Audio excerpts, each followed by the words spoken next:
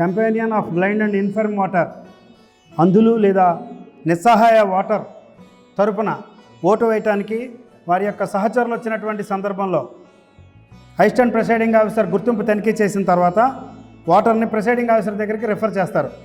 Presiding officer annexure 18లో సహచరులతోటి సంతకం తీసుకుంటారు. నా పేరు, నా తండ్రి పేరు, నా వయసు, నేను ఈరోజు ఏ పోలింగ్ స్టేషన్లోని ఇతరులకి సహాయకుడిగా వ్యవహరించలేదు, వీరి తరపున నమోదు చేసిన ఓటును రహస్యంగా ఉంచుతాను అనేటువంటి డిక్లరేషన్ని ఓటర్ యొక్క సహచరుడి దగ్గర నుండి సంతకం ద్వారా తీసుకోవాలి. తదనంతరం 14A లిస్ట్ వీరి పేరు వివరాలు క్రమంగా నమోదు చేయాలి.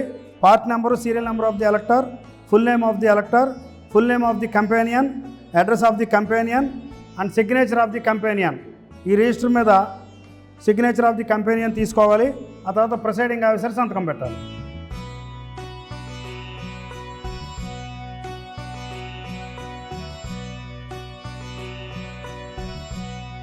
ఏమండి మీ పేరు? బాలయ్య.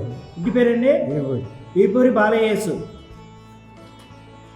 మీరు ఓటు వేస్తారండి? నువ్వెవరయ్యా? మనవని సార్, మా తాతగారు.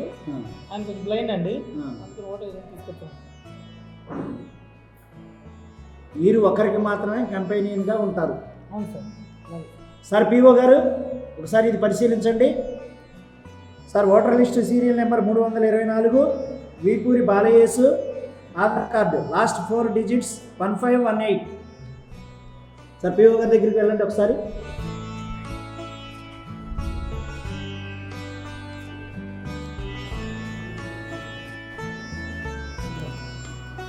మీరు మీ తాతగారి తరఫున వేసిన ఓటుని ఎవరికి బయటికి బహిర్గతం చేయనని చెప్తూ ప్రమాణం చేస్తూ ఇక్కడ సంతకం చేయండి. అలాగే ఫామ్ 14Aలో కూడా సిగ్నేచర్ చేయండి ఇక్కడ. ఓకే అండి, మీ ఓటు హక్కును వినియోగించుకోవచ్చు.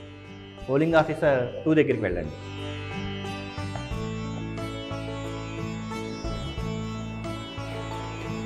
మీ ఎడం చేయి చూపుడు వేలు చూపించండి.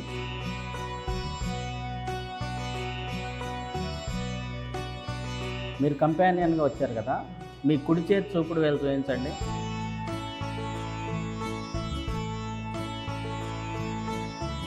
ఇక్కడ మీ సిగ్నేచర్ చేయండి.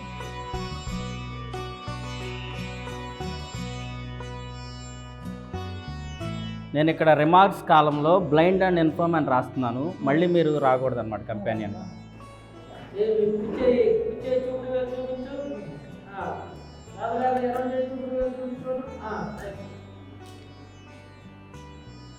స్లిప్లు ఇస్తున్నాను, ఒకటి వైట్, ఒకటి బ్లూ కలర్, వైట్ కలర్